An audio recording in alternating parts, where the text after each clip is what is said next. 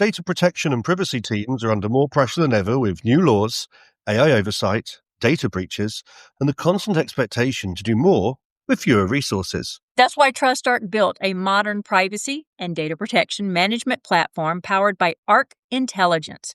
It unifies your tools, automates the work that slows you down, and surfaces what matters most right when you need it. From guided quick actions to our intelligent assistant, Ask Arc, you get credible, contextual answers backed by expert research, not generic AI guesses. Finally, privacy that works the way privacy pros work. Learn how TrustArc helps teams move faster with confidence at trustarc.com/serious-privacy.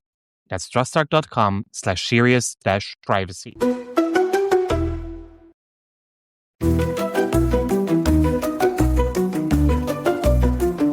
You're listening to Serious Privacy, powered by TrustArc. Here are your hosts, Paul Breitbart, Ralph O'Brien, and Dr. Kay Royal.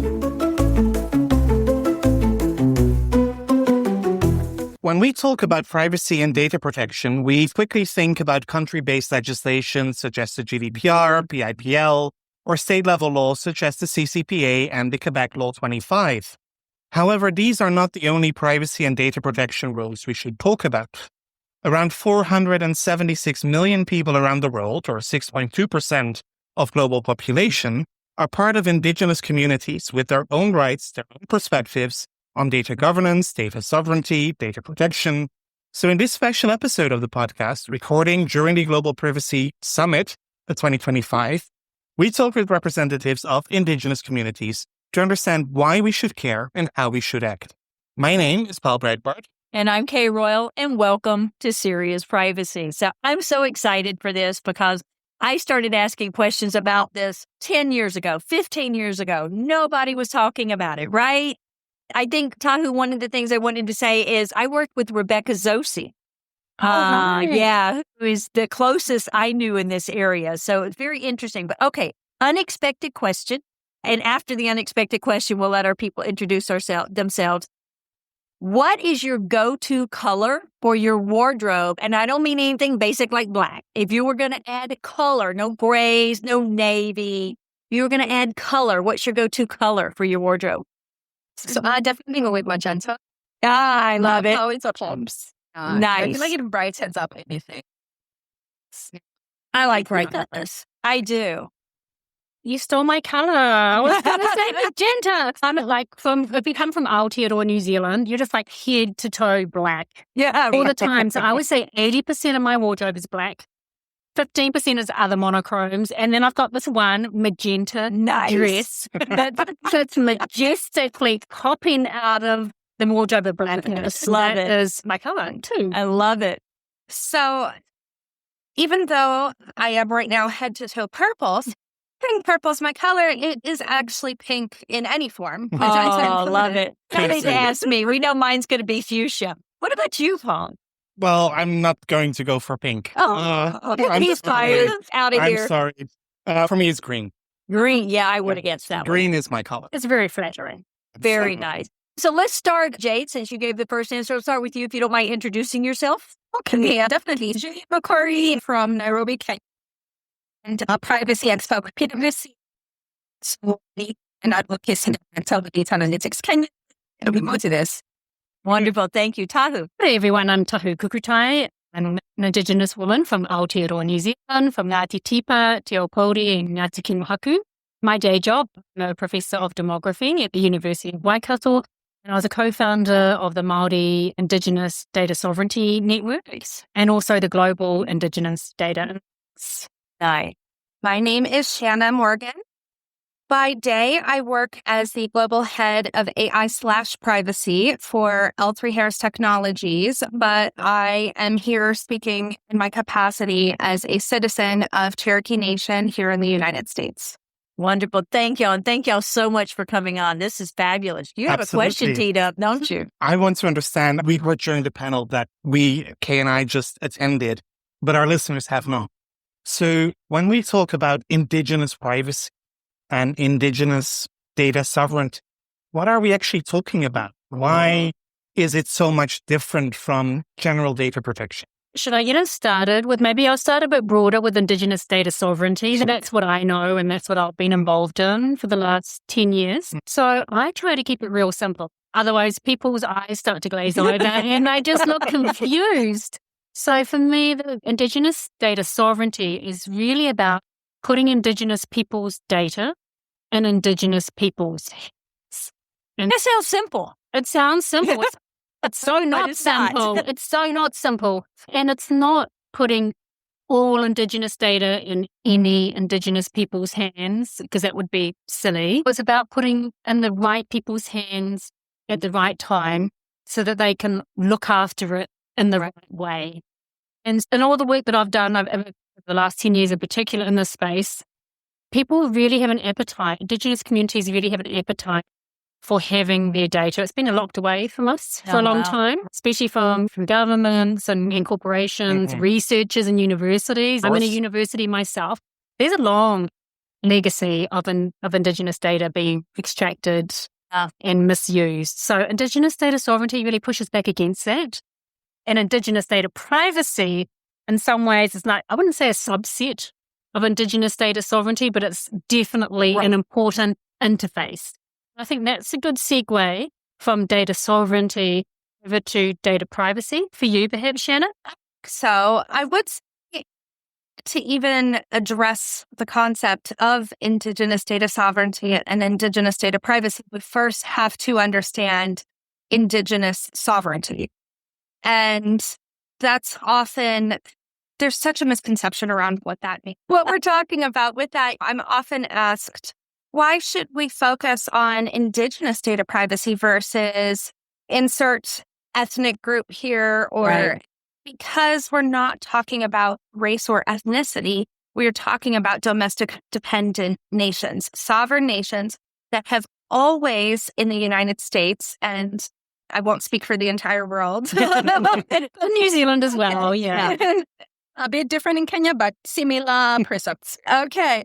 We've always had an inherent authority of self-governance and the right to determine what we do. That in the United States is recognized by treaty, it's recognized by the Constitution, it's recognized by multiple congressional acts. It was even upheld in a way as recently as 2023 in a very famous Supreme Court case, Holland v. Brack. I probably butchered all of those names. But it dealt with the Indian Child Welfare Act. And the basis of the claim, it was a couple that wanted to adopt a Native American child. And under ICWA, which is the Indian Child Welfare Act, if you're supposed to try to place the child with the tribe, because there's a long history that I won't get into to explain why that is.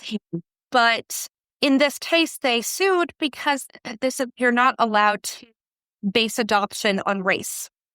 And that got to the very heart of tribal sovereignty because it's not a racial issue. Right. Tribes are political entities. And the Supreme Court sided with that and they upheld that. So this is something that has always existed, still exists, will always exist. It's not a racial categorization. We are talking about government to government, nation to nation relationships when we're speaking about this data.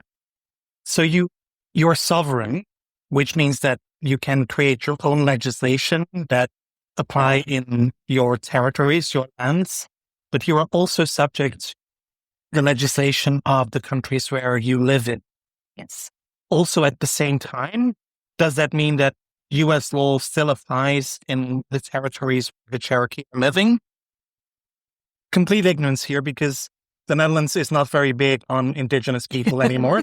That was maybe when we had colonies, but right now we do not and we should not. So tell me a little bit more to understand how these different laws apply to each other. Yeah, so federal law is a factor. I will say that there is a lot of conflict consistently between state government and tribes. Okay. One of the big things comes around hunting and fishing. Okay. But that makes sense. State governments don't have the authority over tribes. For instance, if Oklahoma were to enact a privacy law Cherokee Nation in Oklahoma would not have to comply with that. They don't have to worry about the CCPA. It's only federal. Okay. And Jade, how would that be in Kenya or in other African nations? Okay. So in the context of Africa, I would take a step back and look at it in terms of even how our states came to be. In the context of Africa, we have over 500 plus tribes, but we have 54 countries. And this is also based on, let's say, our historical context when the country boundaries were being built, ended up with, let's say... It took a ruler and just draw some lines, right? Yeah, exactly. So in that particular context, you'd find that there's a lot of emphasis in the states. Legislators, we don't really have, let's say, a formal law that is recognized for, let's say, the tribes, but there's a lot of power that's also tribe level, even if it's not talked about as much, because it's one of those things that the tribes are protecting the data that is also even exposed to, let's say, the state itself. Right. So there's that interplay that sort of comes about. In as much as, let's say, in the context, let's say Africa, I think one of the biggest distinctions would be Africans, all the 500 plus tribes see themselves as Indigenous because in different ways they have had this perhaps link to Africa in different ways. So there's also that interplay in terms of how that plays around in terms of how, say, even data sovereignty is being asserted, the context of how they're interacting with the states. Wow. And for the Maori, I think probably most integrated in regular society. It's a very different situation. We do have a treaty, the Treaty of Waitangi, that was signed in 1840 between the tribal nations and Queen Victoria and her emissaries. That treaty is a living, breathing contract. And it has been recognized in various legislation over the years, resource management and education, training, not in privacy. We'll get to that later, but that's not the question that you're asking me now. So the question you asked me is right now is how would that work in New Zealand? And we exert our sovereignty vis-a-vis the Treaty of Waitangi. However, we do not have, our sovereign nations do not have sort of circumstances, I guess, or the relationship that tribal nations here in the US have with the federal government. We don't have reservations. We don't have geographically defined areas where tribes exercise their sovereignty. So we subject to all the laws that are enacted through the New Zealand legislature. The Maori are very prominently available. In Parliament? Yes. We've got an MMP Parliament and we have Māori representatives in that across all of the political stripes. Yeah. So we have one act, the Privacy Act. We're all bound. The Privacy Act 2020 and the Information Privacy Principles. There is no mechanism at the moment that would enable Māori tribes, for example, to establish and implement their own privacy legislation or any other law. We don't have the mechanisms available for us to exercise our tribal and Māori sovereignty in that way. One of the ways that communities have tried to get some leverage is through intellectual property rights. Okay. We don't have intellectual property rights legislation that protects Māori intellectual property rights. We don't have a data sovereignty law that protects Māori data sovereignty, and we don't have a treaty clause in the Privacy Act. So we don't have the levers available to us that Shanna talks about in the US context. It's quite different. I know y'all talk about having a global coalition trying to pull the Indigenous people together for some sort of baseline. You mentioned the care principles. Care principles, which I did Google. Yeah. And we can get to that in a little bit. But does this difference in how the different, I hate to say nations because you have nations, but the US, New Zealand, Australia, Africa, does the difference in how y'all are approached as Indigenous people actually complicate trying to get some baseline protections? No, not at all. Actually, I'll speak to the context that I know about, which is the Global Indigenous Data Alliance. So that was set up about 8 years ago. Okay. And how they came about was the domestic network. So our Māori one in Aotearoa, New Zealand, the Native American one here in the US, First Nations in Canada, Aboriginal and Torres Strait Islanders in Australia, Sami people in Norway. So we all have our domestic networks. Okay. And we all focus on our domestic context, the issues of the day, and how we're going to move that forward. But we would all focusing on things that had so many common threads, Okay. despite the differences in the political arrangements and the jurisdictional issues and so forth. So we're like, hey, actually, it makes sense that we come together, we set up a forum where we can share our learnings, because you can progress things a lot more in your domestic Right. context if you share the experiences and the expertise that your friends are going through as well. So we brought that forum together about 8 years ago to do just that. But more than that, and we weren't necessarily intending to do that at the time, is we found it to be a really useful forum for collective advocacy around issues of Indigenous sovereignty, Indigenous governance. Nice. I think Indigenous privacy will be the next big area that we can work collectively on. And then so the sort of audience, I guess, at that global level is not so much the domestic nations, because we already have our relationships there with our Indigenous nations and with the governments of the day. So it's more at the global level. So we've had engagements with the UN Rapporteur on the Right to Privacy. We've had engagements with UNESCO, engagements at that sort of global level. And that moves things forward in a really, I think, helpful and strategic and collective way. It doesn't replace what you're doing on the ground in the communities and with governments, but it brings another layer. There's enough similarities that together you're stronger. Absolutely. Together we're stronger. And this is so intrinsic to our, Indigenous ways of doing things anyway. It's how I met Shannon. How I met Shannon was through this global Indigenous data. Nice. Very nice.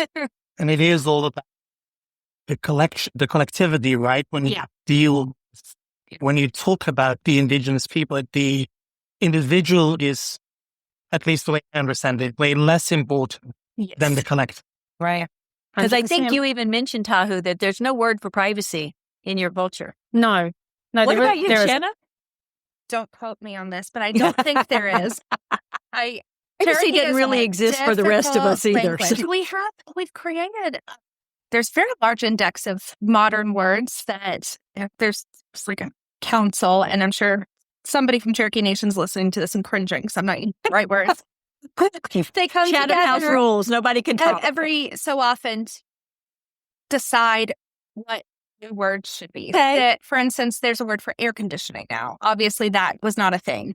But I know, because I recently finished Cherokee 1, and I have that index in my office, and I looked for privacy, and I did not see it. So I would have to check with an actual native speaker. There aren't that many anymore. But I don't think there is. Maybe we should petition that. Like in Aotearoa New Zealand, of course, the language evolves as the world around us evolves. So we've got people who have put together a whole dictionary around artificial intelligence and technology and the digital world. And so we come up with new words. But I think the point I wanted to make around there being no Māori word, we only have one language, for the concept of privacy, is because our sense of identity was really as relational beings. Yeah. And it's become so embedded into the regulatory environment, for example, that everything has to hinge the rights of the individual. And Indigenous protocols and communities did not function to protect the rights of the individual. The person was the right. It doesn't say people didn't matter or individuals didn't matter or that they were cared for or nurtured or protected. Of course, all that sort of stuff happened. Right. But it was the well-being of the collective that really mattered. And so while we don't have a strictly equivalent word for privacy in the Māori language, we have concepts and protocols around how sensitive knowledge and information should be cared for, who should do it, how it should be protected. What should we do when people are harmed? When, the information gets into the wrong hands? Those concepts. Of course, the concepts exist. We've always been data gatherers. How the hell do you think we live today? We've always been data gatherers. Sorry, people, for saying they'll get over. We're not cursing. They're fine. So we have those protocols, and people sometimes think we don't have them. Of course, we have them. We're just operationalizing them in a different environment. But culturally, it is a very different approach than looking at the collective instead of the individual. How do you match that with modern day data protections, which are all individually focused? That is back to the language and how it interplays with culture. So at least in Cherokee, and I'm sure it's probably very your language, the words are not a direct one-for-one, and they're very descriptive of the culture in and of themselves. And so sometimes if there's not a word, it doesn't mean that the concept does not exist as you were describing. For instance, there's no word for goodbye in charity. That doesn't mean that people never part. It speaks to the context of our culture. And when we're looking at the unique data privacy concerns, that culture is critical to understand because the sensitivities are going to be different. Right. As they are with any culture anywhere in the world. That's one thing you said during the panel that really resonated with me, and Paul knew it when you said it.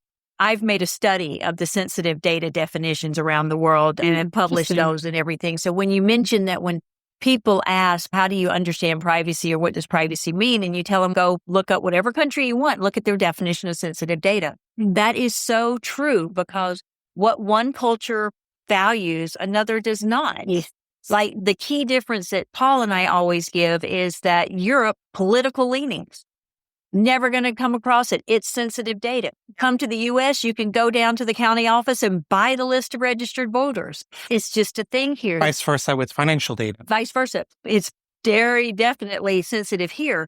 So I thought that was really keen insight because there are people who make their living now as privacy notice and policy translators because a privacy notice that a company may put up does not translate one-to-one. There's cultural understandings that have to underpin it. So I thought that was just really cool that you said that. Not that I asked you a question right there, but if I could move this along, maybe one of the reasons I've always been interested is because I'm Choctaw. But I'm not a member of the Choctaw tribe because I'm in Mississippi. And if you married outside the tribe, your genealogy was erased. And there was no way of proving. And people always say, but couldn't you do DNA? No, it doesn't work that way. That's 23andMe. You've tried and they go bankrupt. And now what's going to happen with the data? Yeah, it doesn't work. I wrote about that in Science magazine. Yeah. Obviously, that's horrible, especially for Indigenous people who may have used the service or people who are related to them who use the service. Absolutely. All their data is up for grabs. Let's put this in breach context then, because at the panel, one of the guys asked y'all a question about what happens in a data breach. Paul and I talked about it briefly, so y'all please tell me. I'm probably way off base here. I'm like, if you have a data breach, you know who to notify and how to notify based on the state data breach notification laws. You can pull up their residence. How are you going to pull up that they're Cherokee? How are you going to pull up that they're Choctaw? Then you start getting into collecting more data about people so you can notify them potentially at some point. How does that work? How would it possibly work if one of the tribal nations here passed a data breach? I think the difference is if you are collecting tribal data versus the data of somebody who happens to be a member of a tribe. Okay. For instance, somebody's collecting data about me in Florida, and the Florida breach would probably be to look at. I'm not even in Oklahoma where most of my people are, but if they're looking and they want to collect Cherokee Nation data, then a deliberate reach out like GDPR. Yeah, absolutely. Okay. That makes more sense. Aware. You would think there was another lady that asked about the facial recognition technology and how would they take into account the tribal approach to it. You approach the tribe. Exactly. And I will say my answer, it's not a perfect answer. With most of these things, there's no perfect answer, but we have to There's start nothing somewhere. in privacy that's ambiguous at all. So. And privacy is the most black and white field.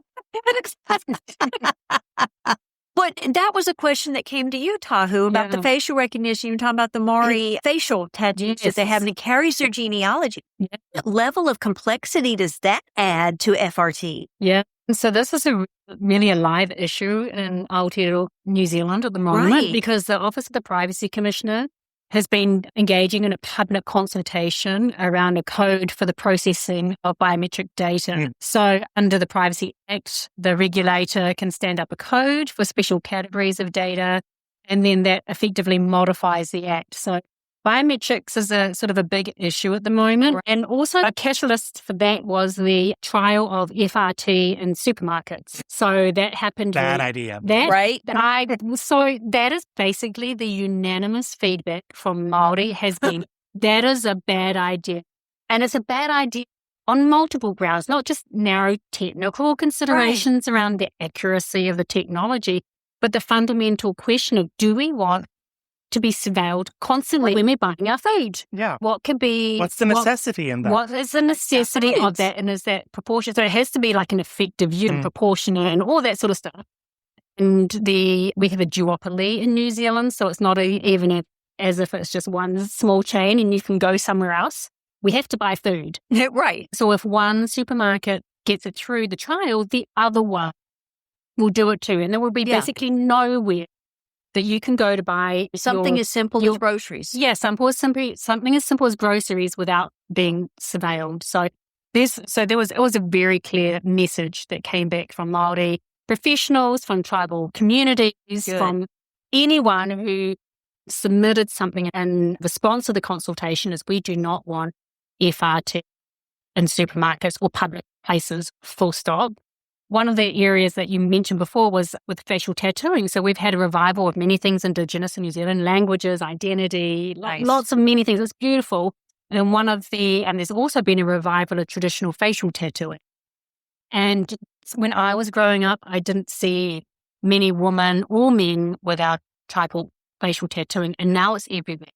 Now you can see young people. I have a niece who's in her early 20s. She carries the mopo kauai on her chin. These young men whose faces are fully tattooed. So this is not unusual. This is not people living the fringe elements of what you're saying. Yeah. You'll see people all around you in every sort of context. You'll see Māori with facial tattoos. So this raises some issues. This carries our genealogies. This literally carries our identities on our faces. There's no mistaking. What happens? What do you do with that in the context of facial recognition? It's highly sensitive data. This is our ancestors on our faces. Do we want it to be captured? No. Do we trust where it's going to go? No. Do we think it's appropriate? Absolutely not. There is a way for that to be, our concerns to be incorporated into considerations. Yes. There's 21C in the Privacy Act for cultural perspectives. Is that lever being pulled hard enough? Absolutely not. Absolutely not. So the facial tribal tattoos, you'd say it represents your genealogy. So Maori people then also recognize from each other, or you are that part of the tribe, or you belong to that tribe, or is it really your personal ancestry? Personal ancestry. Wow.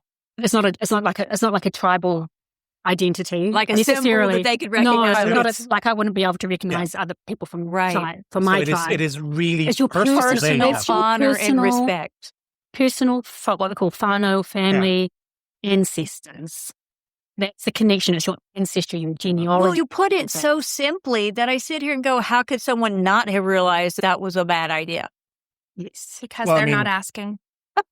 But for anybody, facial recognition in supermarkets is a bad idea. Right. And this makes it worse, fully admitted. But why would it be okay for you and me to be facially recognized in the supermarket?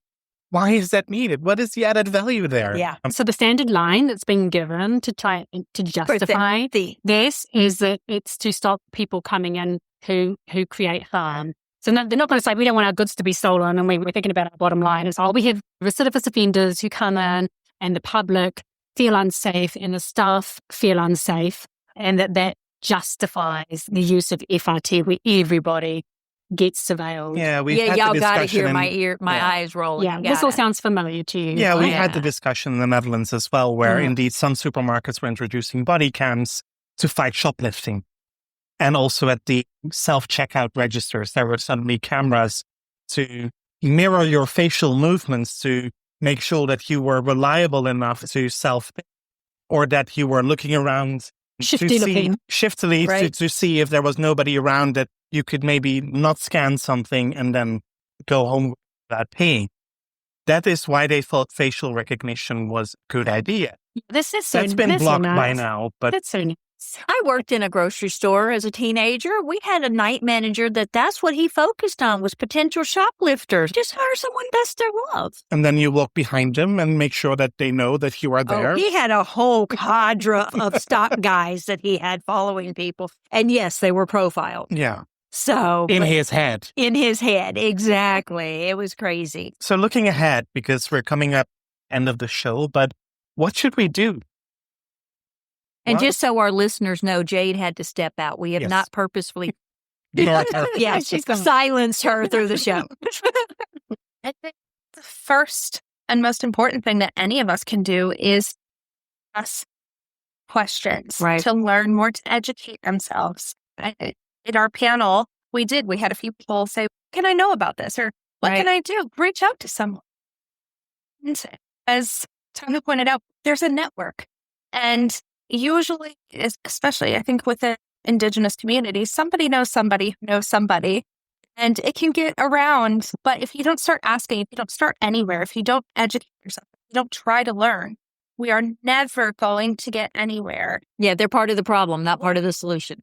This is the first time we've had a panel like this at an IAPP conference. And you had people in the room listening and Not enough engaged. people. Not enough, but it was a start. It wasn't empty My by any means. hope is that we really keep having these conversations so that one day we can have very specific topic at a conference like this where Yeah. we're talking about biometric concerns for Indigenous nations instead of what is an Indigenous person. Yeah, starting Right. at the base level. And then move it to the next level. As you say, maybe it's not a broad topic, maybe it's a specific topic. Let's go beyond that. If there's a panel on facial recognition technology, why don't you have an Indigenous person on the panel?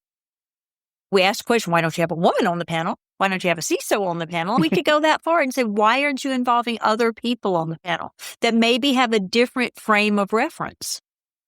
I think that's so critical when we look at any aspect of technology Yeah. or business, really anything in the world. We should be making sure that everyone is there at the table. Yeah. And I've been talking a lot lately about AI and how it's so important for us to have wide array of input and viewpoints and stakeholders to prevent harm. And Indigenous people need to be at that table. Yeah. So we need to be invited and asked. So awareness is key. It is, but I think there's another sort of dimension to it. And I think it's Indigenous peoples have a long and fraught history of trying to get transformational change. And often being a square peg in a round hole. And in the case of privacy, it's so obvious that a lot of our considerations and our concerns and challenges have a collective dimension to it. The Act is just out of scope. The Act can only deal narrowly with the personal privacy of identifiable individuals. That's well and good. We have concerns about that too, but we have these other sets of concerns and actually we think they're actually important for other people as well. Yeah. And we need to move in that direction. So I think being involved in the conversation is one thing. People who are privacy professionals getting interested in doing some reading. There's so many resources now. Yeah. In the last 10 years, there have been so many resources, open access, that are really easy to get hold of. Some of them are really short. They'll take 5 minutes as a primer. The key principles for Indigenous data governance, the data sovereignty principles, all the different networks around the world. They're like 2 pages. These are easy entrance. And we'll points get to get links and into. add those for, that would for be the so leaders. that would be wonderful. But I think at the more challenging end is actually how can we incorporate Indigenous rights, perspectives, considerations into more impactful mechanisms like regulation, like policies. But I Because we hear can have you a are doing that. conversation. Yeah, the Privacy Act does have that 21C. Yeah. It doesn't have a treaty clause. If it had a treaty clause, that would be a much stronger lever to introduce some of the considerations that we have. There's the one on cultural perspectives. That's still something. Yeah. And there's a real appetite. But you also do participate in the consultations from the Privacy Commission. Yeah. I would absolutely. encourage the networks to also do Right. that Yeah. in Europe because I do believe, yes, you mentioned a few Indigenous tribes in Europe as well, especially the Sami in there's a Sami in networks. Scandinavia. But I don't believe that they would ever take part in a consultation of the European Data Protection Board. So also for data protection authorities in the traditional Western European hemisphere, we should care as well. Yeah. I think so. Yeah. Agreed. Our Office of the Privacy Commission has just established end of last year an Indigenous privacy reference panel Oh, nice. as I think more than a touch point to actually discuss in meaningful ways, live issues, considerations. And so there's a connection between that and 21C, cultural perspectives on privacy. So I think it's moving us closer to somewhere where we embed that in a meaningful way into the laws. It will take time. Maybe some of these inroads for privacy will help broaden that bigger gate, as you say, with the data sovereignty and so many other bigger, I hate to say bigger than privacy, but bigger than privacy. But bigger than privacy. Yeah. You're right. And we'll be happy to continue to bang your drum. Absolutely. Do. Let's bang the drum. We will.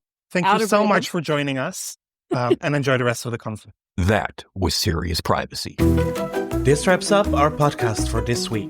Please do share the episode with your friends and colleagues because we love to get more listeners. And join the conversation on LinkedIn or on Blue Sky.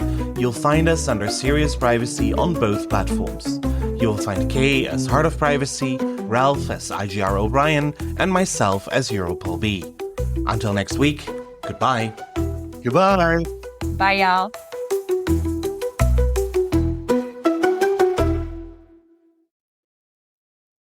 If you're a data protection or privacy professional, you already know the pressure. Non-stop regulatory change, AI oversight, internal demands, and the expectation to somehow stay ahead of it all. And the old patchwork of tools just isn't cutting it anymore. No. That's why TrustArc created a modern privacy management platform powered by Arc Intelligence. The TrustArc platform brings your workflows, evidence, research, tasks, and applications all together in one unified and intelligent workspace so you don't waste time digging, clicking, or context switching. With Ask Arc, your privacy assistant, you can ask plain language questions about laws, jurisdictions, or even your own program data and get credible, cited answers based on NIMBY research and more than 1,000 global laws. It's explainable, transparent, and purpose-built for data protection and privacy. So if you need to add a vendor, create a cookie banner, or start an assessment, quick actions take formally complex tasks, turn them into bite-sized guided workflows to save you time. It's a platform that thinks like you, works like you, and helps you move faster with confidence, whether you're a seasoned DPO or you're just getting started. See how modern privacy gets done. Explore Arc at trustarc.com/serious-privacy. That's trustarc.com/serious-privacy.